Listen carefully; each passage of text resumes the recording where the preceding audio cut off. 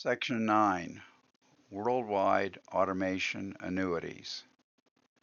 All industrialized nations today face a new challenge: job losses due to automation. As machines increasingly replace human labor, the ripple effect is unmistakable. Consumer buying power diminishes.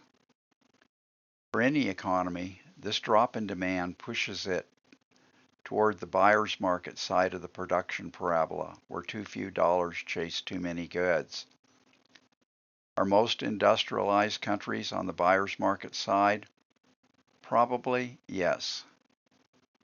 But while automation affects all countries, the structure of their labor force varies. Some countries still have significant portions of their population engaged in non-mechanized agriculture, earning substantially lower wages than their industrialized counterparts. This dual sector structure, industrial and non-mechanized agriculture, presents a unique challenge. How can the stimulus be provided to boost demand without fueling inflation in poorer sectors? Adjusting stimulus levels by country to avoid creating inflation in economies with significant populations of low-income agricultural workers. The lower wage should set the baseline for any national automation annuity program. The idea is to introduce progress dollars gently, enough to boost demand without causing economic distortion. In contrast, the United States has highly mechanized agricultural sector and is even testing driverless tractors.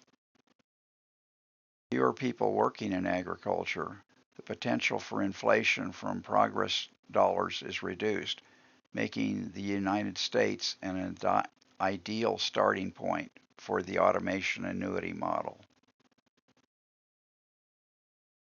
Recommended starting stimulus amounts by nation. Starting amounts must reflect national economic conditions. For example, in the United States, a $100 monthly automation annuity is a conservative, non-inflationary beginning. From here, we ramp up slowly to a target of $500, observing the economy for signs of demand pull inflation, too much money chasing too few goods. If inflation begins to appear, the increased schedule can be paused or adjusted. For example, after reaching $400, the next increment could be just $50 instead of $100. This measured approach ensures we never overshoot our productive capacity. To determine a suitable starting amounts in other nations, two models are used: GDP per capita, adjusted for purchasing power parity as a fraction of United States GDP per capita. Or the second is monthly minimum wage divided by 10. The lower of these two values is chosen to avoid inflating low-wage economies. A table of monthly starting stimulus amounts for 22 countries follows.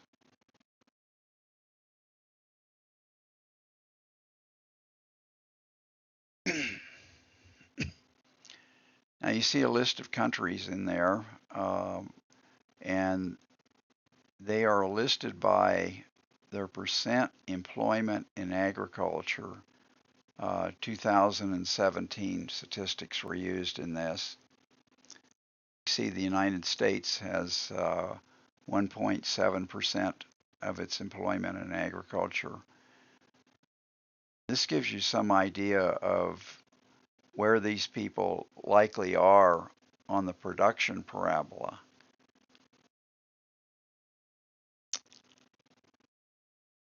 There's also a table of gross domestic product, GDP per capita, and that's a 2023 number. And we have a computed starting stimulus in US dollars, and column H is the country's currency. And we have the lowest of H or L, and that's the lowest of either the minimum wage divided by 10 or the ratios adjusted according to our country's purchasing power parity. And we start off with 338 across the top line for the United Arab Emirates, and their starting stimulus is in their currency is 340 dirhams, and you can see the rest of the nations are there.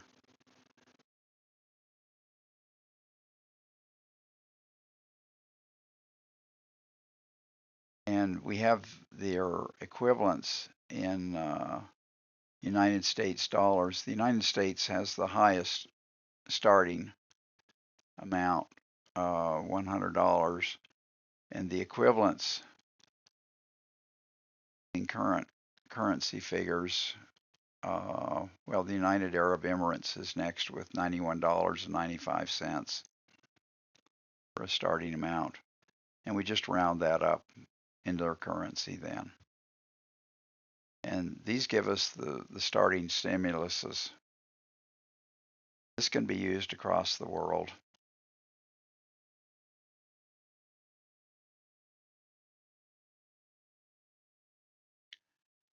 Automation Annuity Zone Recommendations. The Automation Annuity isn't limited to individual countries. Regional or global economic zones, like the Eurozone, can coordinate their efforts to distribute a shared annuity across member nations. When countries share a currency, as in the Eurozone, the stimulus becomes more efficient. Criteria for membership in an automation annuity zone include income parity. The poorest member has at least half of the GDP per capita of the richest. A willingness to implement buyer's market economic principles, and a shared interest in economic stability and growth. Nations like Turkey and Russia, with GDP per capita levels within range, could be invited into an expanded Eurozone. These additions wouldn't just boost trade, but also promote peace and long-term cooperation. A broader Eurozone with automation annuity and magic orange funding, that's for non-inflationary economic investments, could stabilize entire regions.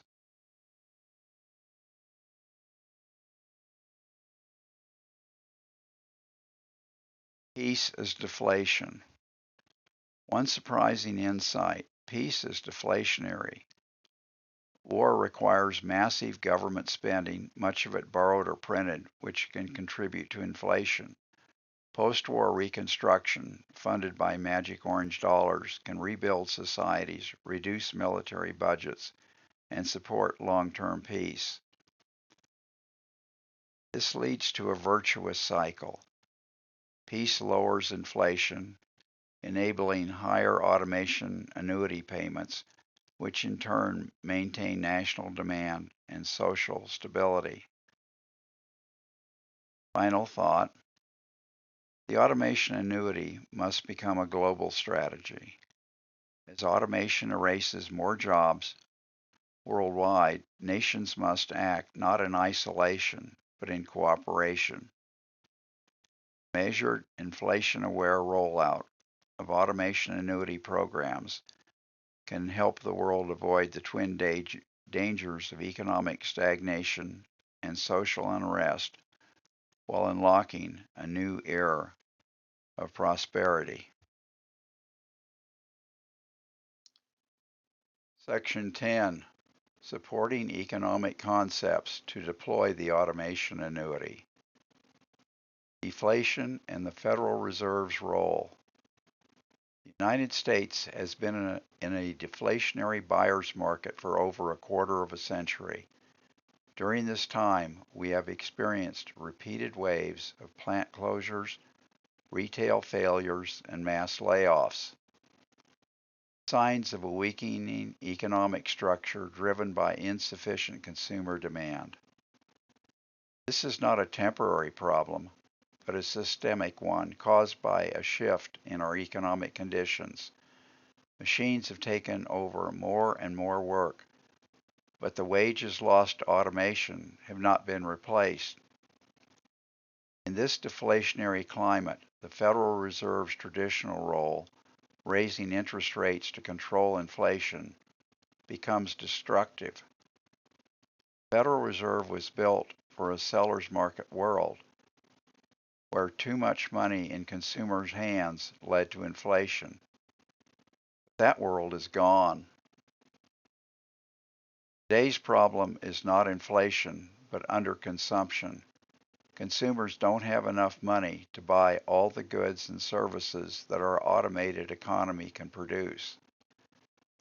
Raising interest rates in this environment only makes things worse. It removes more money from the economy, punishing borrowers and enriching the already wealthy, those who profit from higher interest earnings.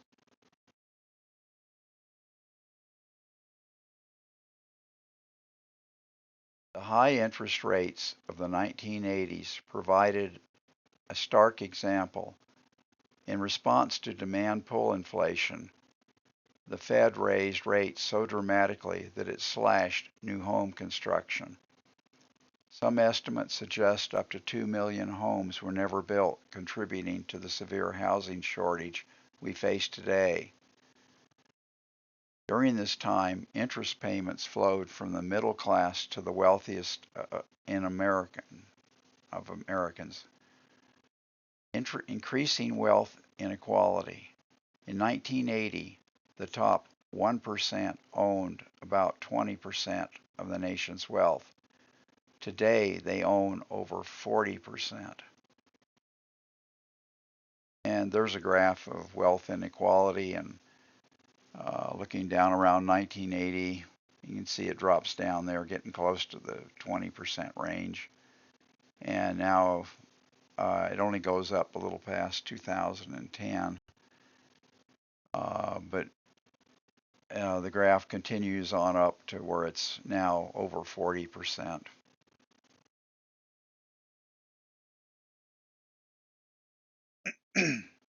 Instead of manipulating rates, the Federal Reserve should shift its focus to restoring demand by directly distributing automation annuity payments. The bond market can be trusted to set interest rates based on real economic conditions, which will likely return to the ultra-low rates seen before COVID-19. Yeah, this is a capitalist society. We need to let the bondholders determine what interest rates they're willing to loan money at. These low rates would help first-time home buyers, stimulate business investment, and ease the burden of our massive national debt.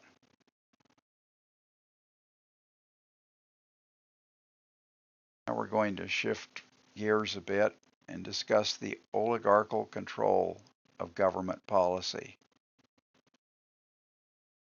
2024 Nobel Prize in Economics affirmed that the stability and credibility of national institutions are among the most important factors for long-term prosperity.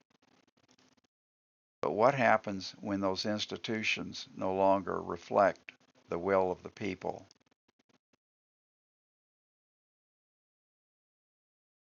A 2014 Princeton study, later popularized in the Represent Us video, Corruption is Legal, showed that legislation in the United States is almost completely unresponsive to the preference of the lower 90% of income earners.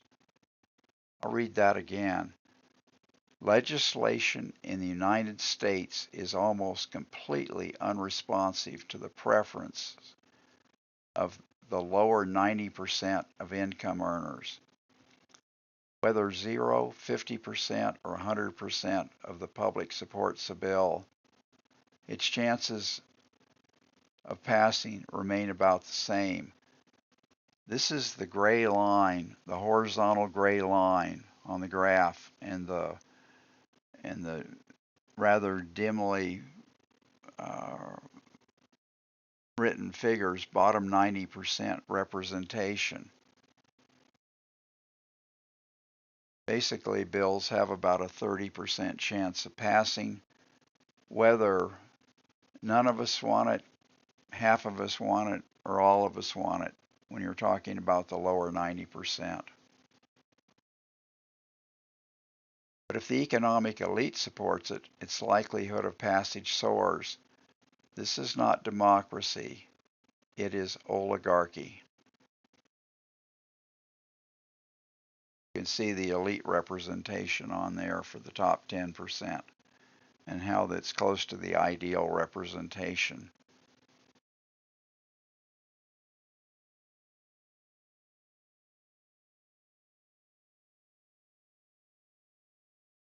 An oligarchy is a system where power is concentrated in the hands of a few.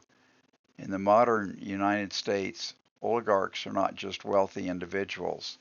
They are business groups and corporate coalitions that dominate entire sectors of the economy. These groups own multiple companies, coordinate lobbying efforts, and use their wealth to influence elections and policy.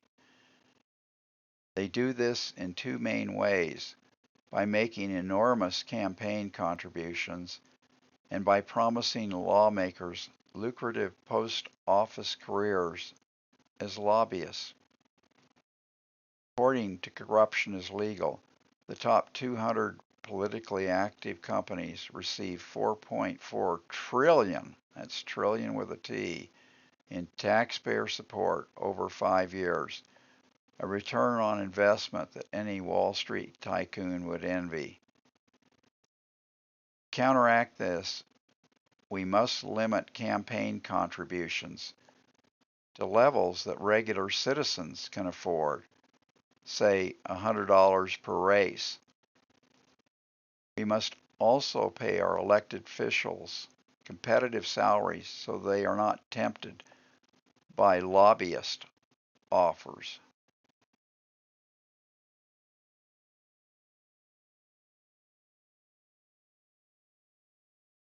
To counteract this, we must limit campaign contributions to levels that regular citizens can afford, say $100 per race. Until we do that, our vote just doesn't count, as we saw in the last graph that we looked at. The lower 90% of us just don't have a say on macroeconomic issues or on national policy. And that's been the bottom line for quite a while.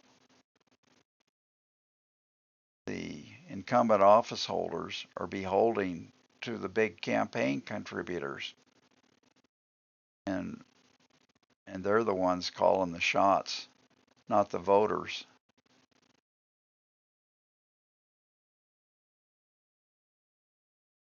We must also pay our elected officials competitive salaries. Yeah, our salaries are pathetic for our government officials at the highest level. I mean, compared to their responsibilities to what they do in corporations, our people at the top are making decisions that are vastly more important and affect vastly more people than practically any corporate office in America.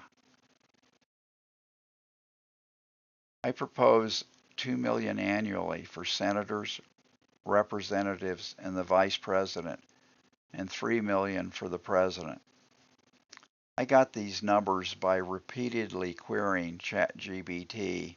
It didn't want to give me numbers. I kept asking for similar responsibilities, and finally it coughed up these numbers and proposed them as actually being rather conservative.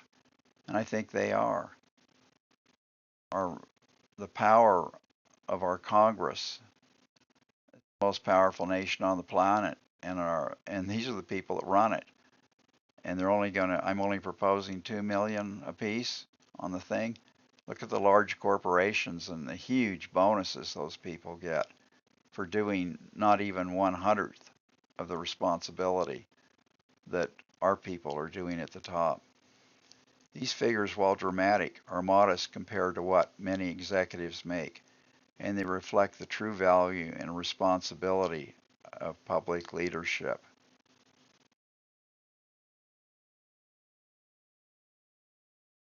We'll shift gears again to the bug box and the death of innovation. This is a personal example from my own life.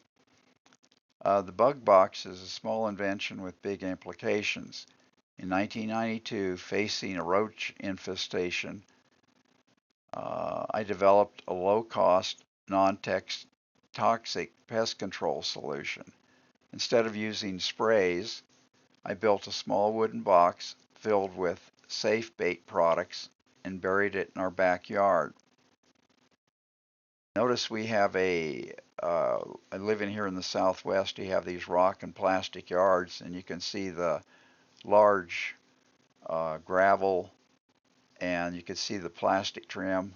There's the wooden box, and there's a roach motel, an ant motel, or an ant bait, pardon me, and a roach bait and something called egg stoppers.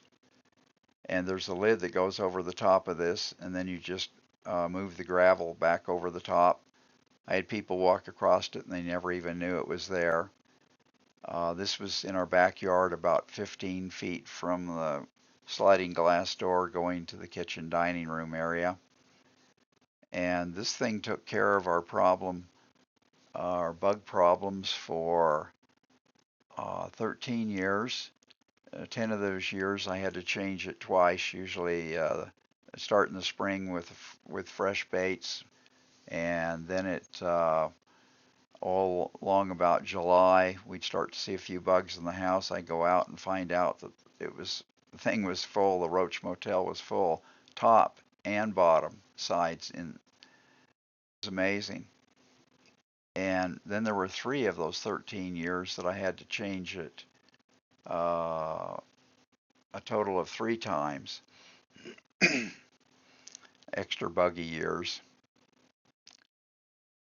It worked better than anything else we tried. It was much better than sprays. For over a decade, we never had another serious bug problem and avoided exposing our family to harmful chemicals. This was going to be my retirement project when I retired in 2003, was to get this thing out to the public. Well, but one of the things I didn't know was how necessary was this gravel blanket.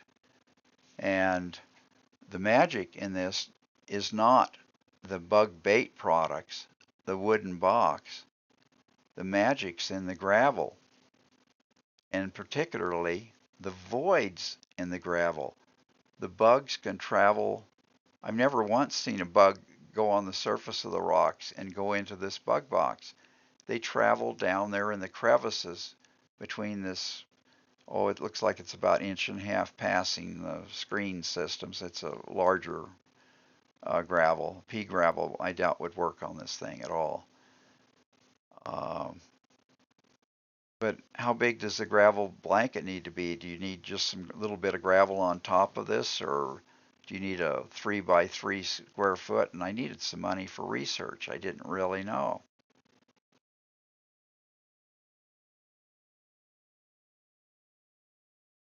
Yet every attempt to commercialize or fund the bug box was blocked. Pest control companies weren't interested. They'd lose money if fewer people needed their services. A chemical company executive told me someone would just buy me out to kill the idea. Well, then I went to different agencies looking for some grant money. The Environmental Protection Agency grant reviewers had a thing in there about protecting sprayers. That was the announcement. And they admitted, I asked for an interview when I didn't get the grant to know what was going on. And they admitted they were tasking with training sprayers, not preventing the need for them. And the lady says, well, you protected sprayers by eliminating the need to spray, and that wasn't the purpose of the grant. The National Science Foundation rejected the idea. I remember the lady said that it was an interesting idea, and indeed it might even be transformative, but that it had application. I was just stunned. I thought that was the whole idea behind this stuff. And says, no, when it has application, they assume that the private sector will take over those, that they just do pure research. Wow. So I went to the National Cancer Institute and denied funding besides strong evidence linking home pesticides to cancer. Over 3/4 of the studies I read links home pesticide use to cancer. And in particular, the advisor that I had on my project there went down and talked to the two guys that voted against it. And one of them said, well, there weren't any books or literature on the subject, so I didn't know how to rate it, so he gave it a bad rating. Well, I just happened to be the first to come up with this idea.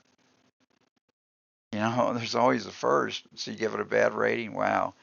And the other one went ahead and gave it a bad rating because since nothing had been written on it, it was obviously unimportant. Even the U.S. Patent Office rejected the bug box when I tried to get a patent on a flimsy technicality, claiming it was already done because it involved killing insects. That was really something. This isn't just bureaucracy. It's a system designed to suppress innovation that threatens entrenched interests. Yeah, the oligarchs, they're on top of the peck order, and they don't want the status quo to change. The bug box posed no threat to human health, no danger to pets, and worked better than alternatives. But because it disrupted a profitable status quo, it was crushed. This story illustrates a broader truth. Oligarchical capitalism doesn't just concentrate wealth, it suffocates progress. Unless we reform how public institutions interact with private power, ideas like the Automation Annuity will continue to face the same resistance. How the baby boom generation was economically undermined. Baby boom generation was born into a post-World War II economic miracle, but what followed was far from a fair ride. For many, the promise of a better life through hard work and productivity never materialized. Despite increased productivity, wages stagnated. From 1948 to 1953, productivity and wages rose together. After that, the connection broke. And you can see the graph there with productivity continuing on up to 238.7%. But hourly compensation was only at 109%.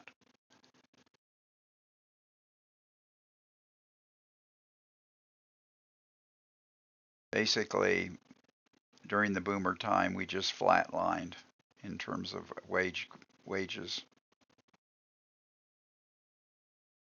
The 1970s demographic shift played a big role.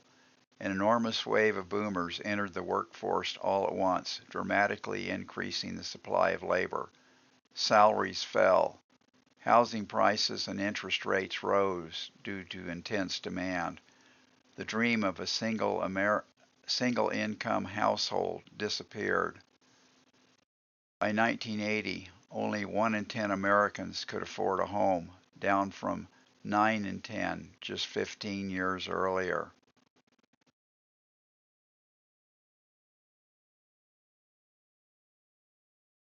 While boomers increased productivity by over 70% between 1973 and 2014, the real wages stayed flat. Their reward was less security, fewer pensions, and an underfunded system. I applied to go into the U.S. Army Corps of Engineers to start my 31-year career back in 1972. It took about 6 months to get on the register and then apply for a job. The job I'd applied for had a starting salary of $11,400, but there were now so many engineering graduates going in that they took the engineering bonus off, and I went in at $7,300. That's a 38% haircut. It was brutal. Having been in a large group is not a good deal. When we bought our house back in the mid 70s, it took both my engineering salary and my wife's salary to qualify to buy that house. Whereas before, in the previous generation, basically almost all my friends were had stay-at-home moms, and there was just the dad was the breadwinner, and whether they were a machinist, an engineer, or anything else, whatever their occupation, they could all afford to buy a house and make it on one salary. Boomers didn't get that, and ultimately in 1980-82 time frame, I saw a case where we had a slightly higher level engineer, a graded engineer, and his wife was a teacher, and they couldn't afford to buy a house there in Albuquerque, New Mexico.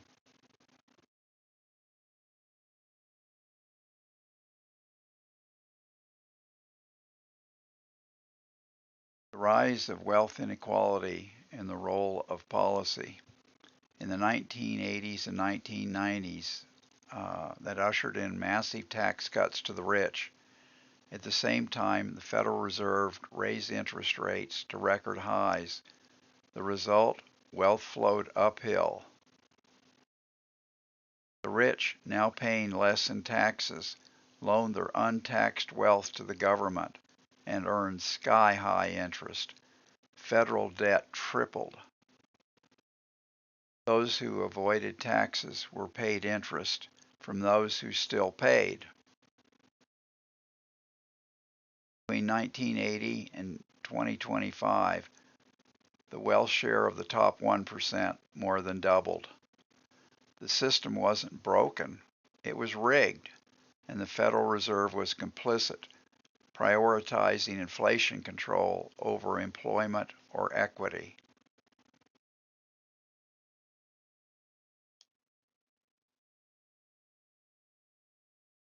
21st century, the buyer's market era. Since 2000, automation has displaced more and more workers.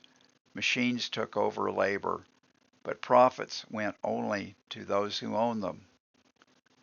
National consumer demand weakened. Store and plant closures became commonplace.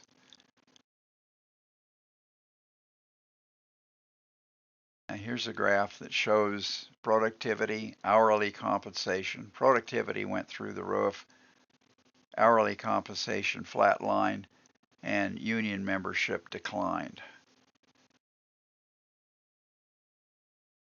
Basically, when the machines took more and more of the jobs, we didn't have as many laborers, and labor wasn't such a high percentage of the total operation, and that tend to dampen the power that labor unions would have. As unemployment rose, so did government deficits. But robots don't pay taxes. People do. Each job loss increased the tax burden on those still working. This creates a vicious cycle of increasing debt and shrinking demand. And that's what we're living with today. Massive $37 trillion debt. It's gone from 5 trillion to 30,000 or to 37 trillion in just 25 years. And our demand is shrinking. There's fewer people that can afford what's out there. The result, the number of publicly traded companies has halved since 1996. Fewer companies mean less competition and more inflation. Yep, they're getting those monopolies. As the bottom 90% loses its power, that's its voting power that we just saw, the top 1% has doubled their wealth share from 20% in 1980 to 40% in 2025. Top 1% surge is due to the top 0.1%. And you can see there's this graph has got a dark black dotted line, and that represents the top 1%. And you can see them moving up from around 7% there in 1978 all the way up to about 22%. So they had a huge rise. But what about the other 9/10 of the top 1%? Well, they went down a little bit and then they kind of came back up. They've essentially been in the flat line territory. So a lot of these statistics are the top 1%. That's 1 in 100. But as you look around, I don't see, for every 100 people, one of them that's doing phenomenally well. However, if you look around for 1 in 1,000, then you might spot one. And that's where the money's going. It's the rich. It's not just the top 1% that have worked hard and they're in the professional class making good money thanks to having worked all those years in education, getting an education and working 60 hours a week and all that. No, it's the top 0.1%. That's where the big bucks are going.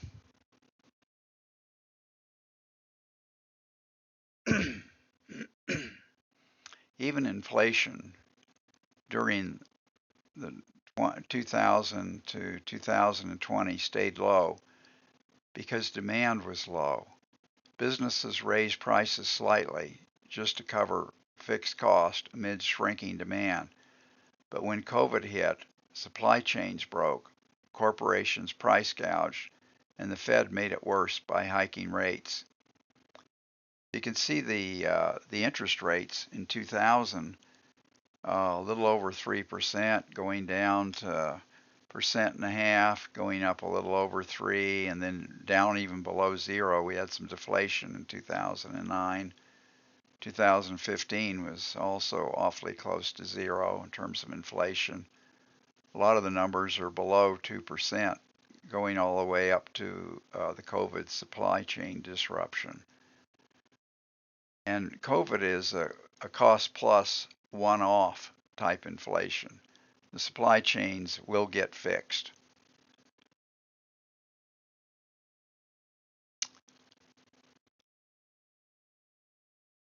But it is interesting about how low our inflation has been.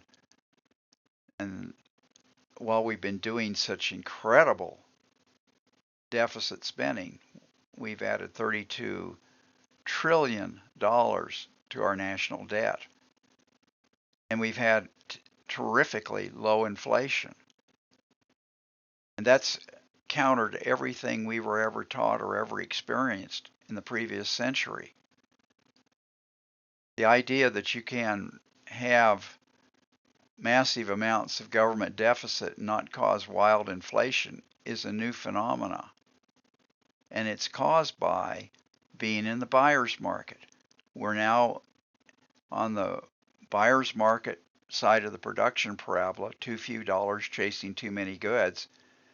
And we literally needed that incredible amount of deficit spending.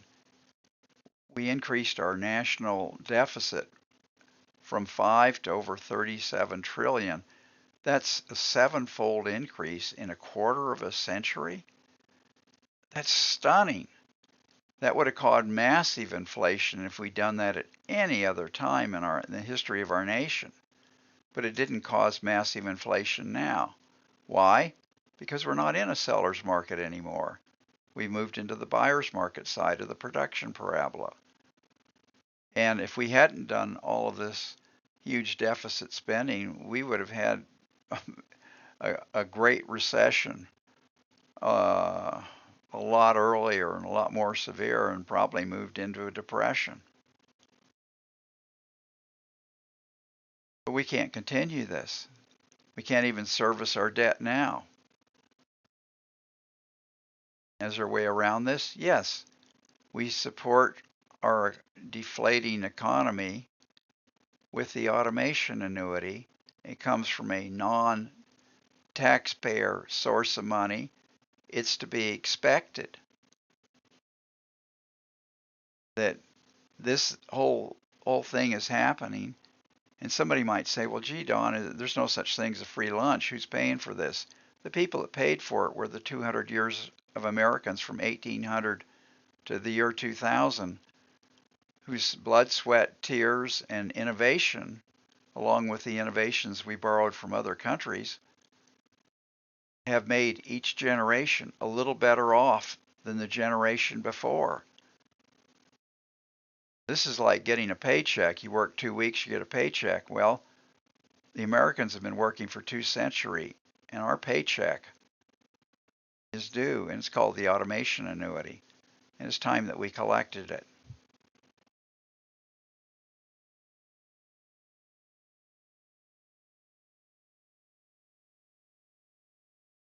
The rich got richer, the rest got poorer. Here's a graph of the rise and fall of middle class wealth. It's got the composition of the bottom 90% wealth share. It pensions,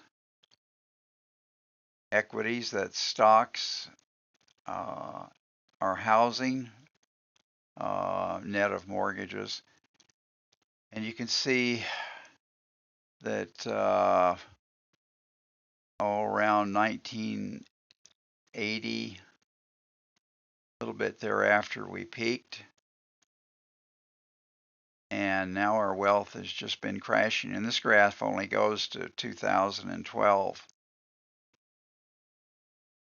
And that's been a downhill ride. The pensions have dropped.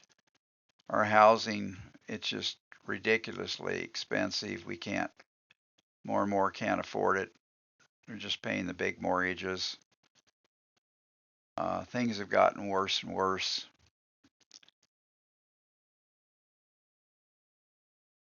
And you might think of it this way. We've been talking about the wealth increase for the top 1%.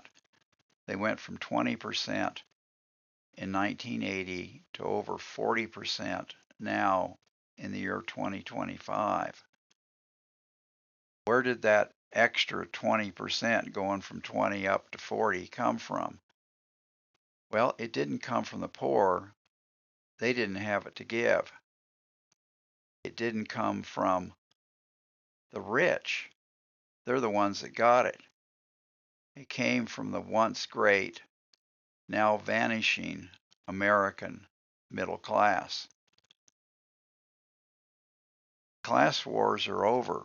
The rich have won because the American middle class can no longer afford to even reproduce itself.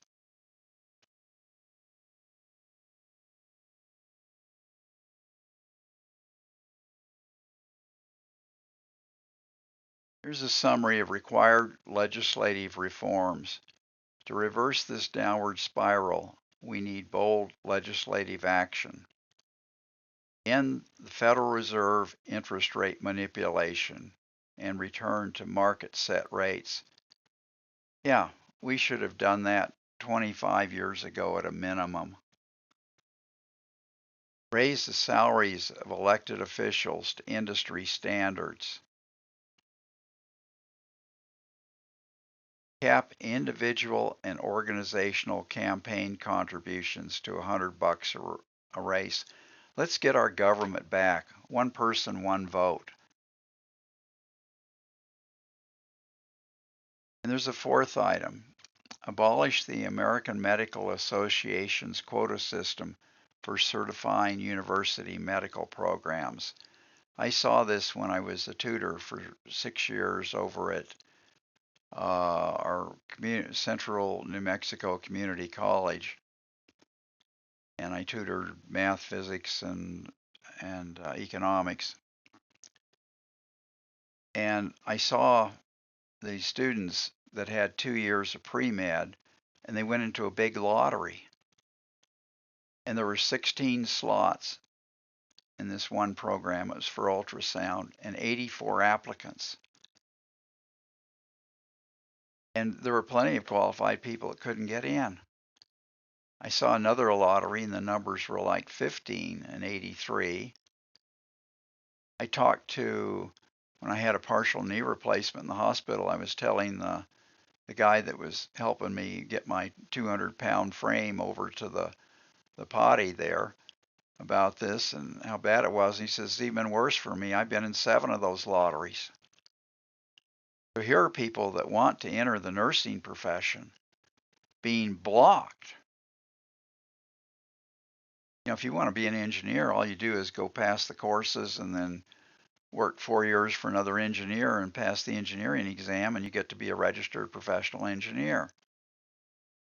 You know, same with mathematics or English, or you know, you want to go to study history. There's no requirements, but all of a sudden, on this most important of all things, they're generating scarcity. There's over 40 million Americans that don't get health care. And if we suddenly funded them, all that would happen is the rest of us would go out to the offices, and we just have these long waiting times if we could get an appointment at all. Now we need the doctors, the nurses, the medical techs to go on the free market system and not be excluded. And it's really cruel. Somebody goes and takes 2 years of pre-med in college and they don't win the lottery. It's like they've wasted 2 years of their life. I think it's terrible. Abolish the American Medical Association's quota system for certifying university medical programs. Oh, I did complain about this, and what I was told is that the medical programs there at the college would not be certified if we went over the quotas. So that's how this lack of medical people in the United States is enforced. And in COVID, that was a disastrous shortage. Those people worked incredible hours, but they were understaffed. You know, certification should be based on, do they have the books? Do they have the teachers? Do they have the reasonably updated lab facilities? Not a quota system of graduates. So let's abolish that AMA quota system, ensuring we can expand healthcare access alongside coverage. Without these changes, the economic system will remain rigged against innovation, against equity, and against the majority. Here's a draft bill to accomplish these reforms. Automation Age Economic Justice and Democratic Reform Act of 2025. And this is the 118th Congress, and there's the, I just printed the entire bill out for this one.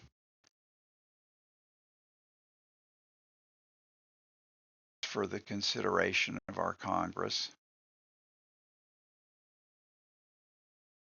Section 2 is the findings, and it's the ones we've been discussing about, the automation and technical advancements have led to widespread job displacement and reducing consumer spending. Fed's role and needs to be ended. It's a legacy role left over from the last century in the seller's market. We're not in the seller's market anymore. Integrity of our governance is threatened by the influence of the wealthy. Campaign contributions, lobbying incentives, and they should be properly paid. So, if you're only have a 1-2 year term in Congress, you don't need to be looking around for your next job. You can at least get enough money to come out of there and be comfortable. And finally, getting rid of the savage, vicious AMA quotas that lower the number of medical personnel to create artificial scarcity. That hurts our quality of life. A market-based interest rate structure, that's about letting the market determine the rates.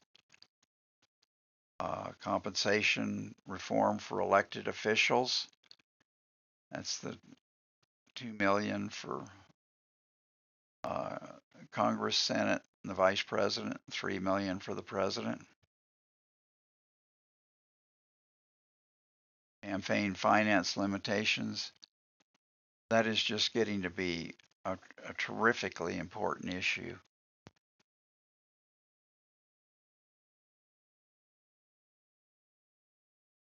And reform of the medical education accreditation.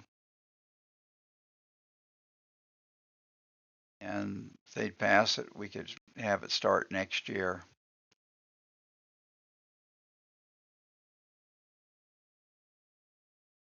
Global economic consequences of ignoring the production parabola. Western industrialized nations have mirrored the United States in experiencing a significant decline in consumer demand due to automation. Rather than recognize this shift and implement structural solutions like the Automation Annuity, these nations have opted for unsustainable deficit spending to prop up economies. Well, that's what we've done for 25 years. We've increased our national debt from 5 trillion to 37 trillion, a 7-fold increase. And we're in such a deflationary cycle that it ended up balancing things out. We can't keep using taxpayer money. We just can't pay it back. We have to have the progress dollar pot of money to take from. The result, exploding national debts and soaring interest payments. We had introduced the Automation Annuity style progress dollars in the early 2000s. We could have maintained demand and kept debt levels under control. Your unawareness of the production parabola has really cost us dearly. Major corporations like Volkswagen are shutting down plants not due to inefficiency, but because their consumers are getting poorer. Over there in Germany, governments are beginning to lose legitimacy as standards of living fall and hopes for the future vanish. Birth rates are declining. Yeah, you can't afford children. Trust in public institutions is evaporating.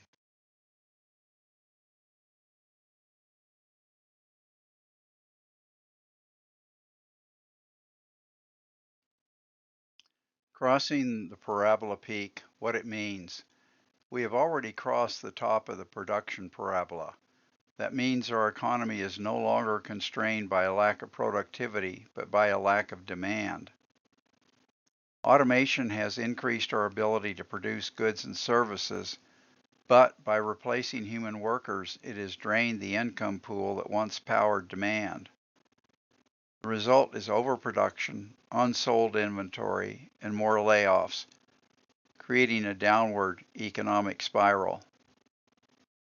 The automation annuity is designed to reverse this spiral by replacing lost wages with monthly payments to all adults, maintaining consumer demand and stabilizing the economy. Without it, every new machine risks becoming a net loss for society. Social instability and global implications. Economic decline isn't just a matter of money, it breeds instability. As the middle class disappears, societal trust erodes, political polarization grows, crime increases, riots, revolutions, and authoritarianism become more likely as people search for answers in broken systems. Corporations hoping to escape this decline by relocating production overseas will soon discover there's nowhere left to run. Poorer nations depend on exports to richer ones. As wealthier countries hollow out their own middle classes, their role as consumers shrinks. Global supply chains contract, trade diminishes, destitution and desperation increase everywhere. We must act before the downward spiral becomes irreversible. Path forward and the responsibility of leadership. Solutions are within reach. We have the knowledge, we have the data. What we lack is leadership. The responsibility to implement the automation annuity lies squarely with our elected officials. They must move beyond outdated economic dogmas rooted in seller's market thinking. They must recognize that demand, not supply, is our constraint, and they must act. Automation doesn't have to be our downfall. It can be our liberation. If we design an economy that lets everyone share in the wealth it creates. We face a choice: double down on a failing system or boldly implement policies like the automation annuity that ensure prosperity is shared, not hoarded. The future is in our hands. Let's make it one worth living.